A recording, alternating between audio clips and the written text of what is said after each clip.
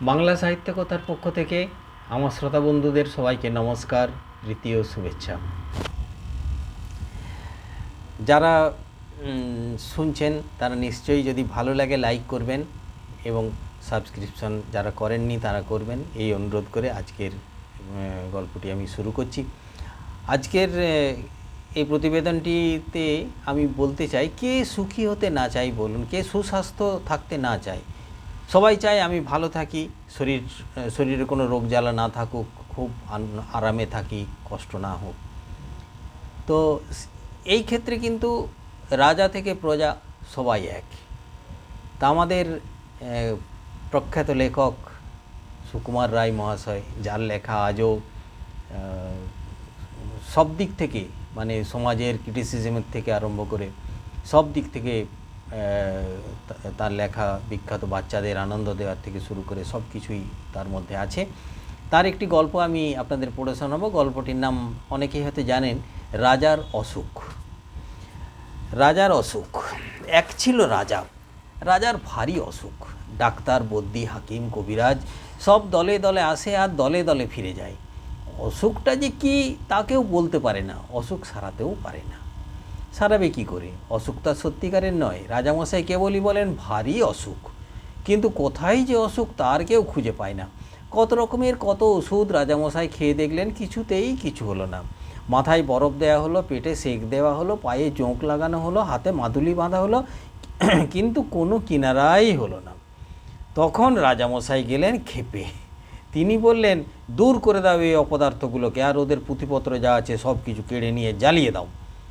এমনি করে চিকিৎসকেরা বিদায় হলেন। ভয়ে আর কেউ রাজার বাড়ির দিকেও যায় না। তখন সকলের ভাবনা হলো, তাই তো, শেষটায় কি রাজামশাই বিনা চিকিৎসায় মারা যাবেন? এমন সময়ে কোথা থেকে এক সন্ন্যাসী এসে বলল, অসুখ সারাবার উপায় আমি জানি, কিন্তু সে ভারী শক্ত। তোমরা কি সেসব করতে পারবে?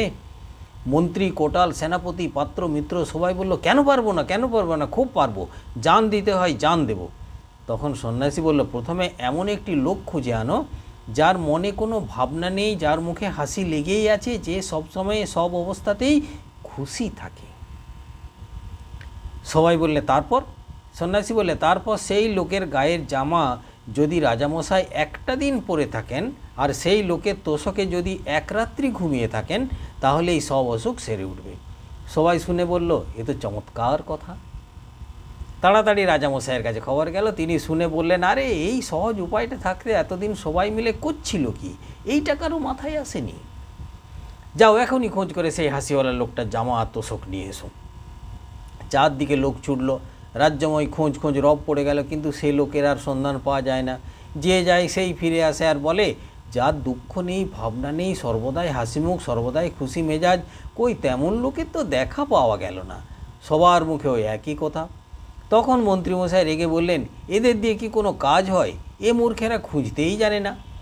এই বলে তিনি নিজেই বেরোলেন সেই অজানা লোকের খোঁজ করতে। বাজারের কাছে মস্ত এক দালানের সামনে তিনি দেখলেন মেলা লোক জমে গিয়েছে, আর এক বুড়ো সেটজি হাসি মুখে তাদের চাল, ডাল, পয়সা আর কাপড় দান করছে।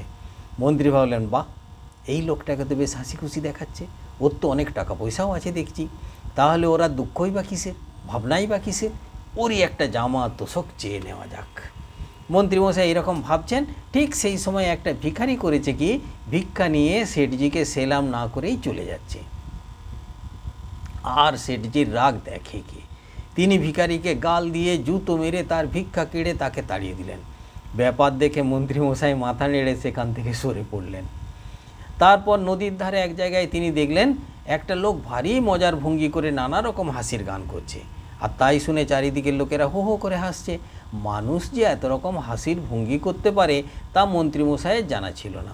তিনি লোকটার গান শুনে আর তামাশা দেখে একেবারে হেসে অস্থির হয়ে উঠলেন, আর ভাবলেন, এমন আমোদে লোকটা থাকতে কিনা আমার লোকগুলো সব হতাশ হয়ে ফিরে যায়। তিনি পাশের একটি লোককে জিজ্ঞাসা করেন, এই লোকটা কে হে? সে বলল, ও হচ্ছে গোবরা মাতাল। এখন দেখছেন কেমন খোশ মেজাজ আছে, কিন্তু সন্ধে হলেই ওর মাতলামি আর চেঁচামেচি উৎপাত শুরু হয়ে যায়। ওর ভয়ে পাড়ার লোক তিষ্ঠতে পারে না। শুনে মন্ত্রীমশাই গম্ভীর হয়ে আবার চললেন সেই লোকটির সন্ধানে। সারাদিন খুঁজে খুঁজে মন্ত্রীমশাই সন্ধ্যার সময় বাড়ি ফিরলেন, কিন্তু সে লোকের সন্ধান কোথাও মিলল না। এমনি করে দিনের পর দিন তিনি খোঁজ করেন আর দিনের পর দিন হতাশ হয়ে বাড়ি ফেরেন। তার উৎসাহ প্রায় ফুরিয়ে এসেছে, এমন সময় হঠাৎ এক গাছতলায় তিনি একটা পাগলা গোছের বুড়ো লোকের দেখা পেলেন। লোকটার মাথা ভরা চুল, মুখ ভরা দাড়ি, সমস্ত শরীর যেন শুকিয়ে দড়ি হয়ে গিয়েছে। সে একা একা বসে বসে আপন মনে কেবলই হাসছে। মন্ত্রী বললেন, তুমি এত হাসছো কেন? সে বলল, হাসবো না? পৃথিবী বন বন করে ঘুরছে, গাছের পাতা সরে সরে যাচ্ছে, মাঠে মাঠে ঘাস গজাচ্ছে, রোদ উঠছে, বৃষ্টি পড়ছে, পাখিরা গাছে এসে বসছে, আবার সব উড়ে যাচ্ছে, এসব চোখের সামনে দেখছি আর হাসি পাচ্ছে। মন্ত্রী বললেন, তা না হয় বুঝলাম, কিন্তু শুধু বসে বসে হাসলে তো আর মানুষের দিন চলে না। তোমার কি আর কোনো কাজকর্ম নেই?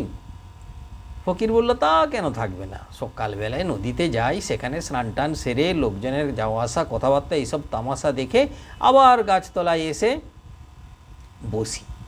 তারপর যেদিন খাওয়া জোটে খাই, সেদিন যেদিন জোটে না খাই না।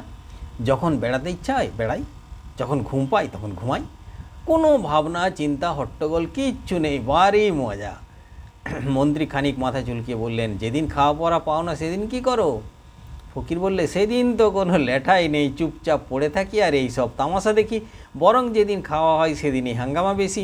ভাত মাখো রে, গ্রাস তোলো রে, মুখের মধ্যে ঢোকাও রে, চিবৌ রে, গেলো রে, তারপর জল খাও রে, আঁচাও রে, হাত মুখ মোছো রে, কত রকম কাণ্ড। মন্ত্রী দেখলেন এতদিনে ঠিক মতন লোক পাওয়া গিয়েছে। তিনি বললেন, তোমার গায়ের এক কাঁধখানা জামা দিতে পারো? তার জন্য তুমি যত ইচ্ছা দাম নাও, আমরা দিতে প্রস্তুত আছি। শুনে লোকটা হো হো করে হাসতে লাগলো, বলল, আমার আবার জামা? এই সেদিন একটা লোক একটা শাল দিয়েছিল, তাই তো ছাই ভিখারিকে দিয়ে দিলাম, জামাটা আমার ধারি না কোনো দিন। মন্ত্রী বললেন, তাহলে তো মহা মুশকিল, যদি বা একটা লোক পাওয়া গেল তাও আবার জামা নেই। আচ্ছা, তোমার বিছানা তোষকখানা দিতে পারো? কত দাম চাও বলো, আমরা টাকা ঢেলে দিচ্ছি। এবারে ফকির হাসতে হাসতে মাটিতে লুটিয়ে পড়ল। তার হাসি আর থামেই না। অনেকক্ষণ এসে তারপর সে বলল, 40 বছর বিছানাই চোখে দেখলাম না, তার আবার তোষক আর গদি। মন্ত্রীমশাই বড় বড় চোখ করে বললেন, জামাও গায়ে দাও না, লেপ কম্বল বিছানাও সঙ্গে রাখো না, তোমার কি অসুখও করে না ছাই? ফকির বলল, অসুখ আবার কি? অসুখ টসুখ ওসবের আমি ধারি না। যারা কেবল অসুখ ভাবে তাদেরই খালি অসুখ করে। এই বলে ফকির আবার গাছে হেলান দিয়ে ঠ্যাং মেলে খুব হাসতে লাগলো। মন্ত্রীমশাই হতাশ হয়ে বাড়ি ফিরলেন। রাজার কাছে খবর গেল। রাজা মন্ত্রীকে ডেকে পাঠালেন, তার কাছে সব কথা শুনলেন। শুনে মন্ত্রীমশাইকে বিদায় দিলেন। আর আবার সবাই ভাবতে বসলো, এখন কি উপায় হবে? চিকিৎসাও হলো না, অনেক কষ্টে যা একটা উপায় পাওয়া গেল সেটাও গেল ফসকে। সবাই বসে বসে এ ওর মুখ চাই, দীর্ঘশ্বাস ফেলে আর বলে, না, আর তো বাঁচবার উপায় দেখছি না। ওদিকে রাজামশাই ভাবতে বসেছেন, আমি থাকি রাজার হালে, ভালো ভালো জিনিস খাই, কোনো কিছুর অভাব নেই, লোকেরা সবসময় তোয়াজ করছেই, আমার হলো অসুখ। আর ওই হতভাগা ফকির, যার চাল চুলো কিচ্ছু নেই, জামা নেই, কম্বল নেই, গাছতলায় পড়ে থাকে, যা পায় তাই খায়, সে কিনা বলে অসুখ টসুখ কিছুই হয় না। সে ফকির হয়ে অসুখ উড়িয়ে দিতে পারলো, আর আমি রাজা হয়ে পারবো না? তারপরের দিনেই রাজা ঘুম থেকে উঠে পাত্র মিত্র সবাইকে ডেকে বললেন, যা হতভাগা মুখ্যগুলো সবাই বসকে যা, তোরা কেউ কিছু করতে পারলি না। এখন এই দেখ, আমার অসুখ আমি নিজেই সারিয়ে দিয়েছি, আজ থেকে আবার সবাই গিয়ে বসবো, আর যে টু শব্দটি করবে তার মাথা উড়িয়ে দেব। নমস্কার।